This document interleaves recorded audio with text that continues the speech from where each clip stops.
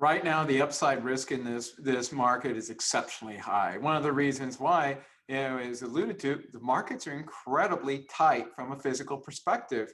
Whether you see it on the refining margins or in crude oil itself, the entire complex is extraordinarily tight, reflected in that super backwardation.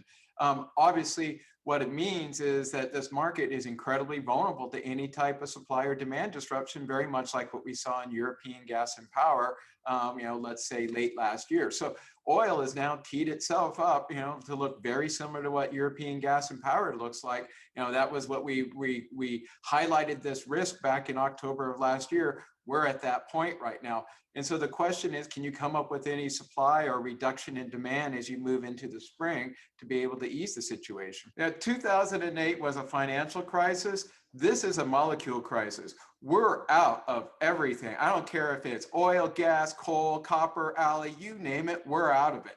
And it's, the backwardation in this market is an indication of just how different this market structure is from 2008. 2008, the curve was going up by the back end, dragging it up. It was in contango at some points in time, which tells you it was paper financial buying on the back end as opposed to outright shortages. This curve is as kind of super backwardated, and many of these commodities are super backwardated, which is textbook shortages. In fact, when Keynes created the idea of backwardation in the 1930s, this was what he had in mind, and we have not seen such types of backwardation. I've been doing this 30 years, and I've never seen markets like this. This is textbook shortages.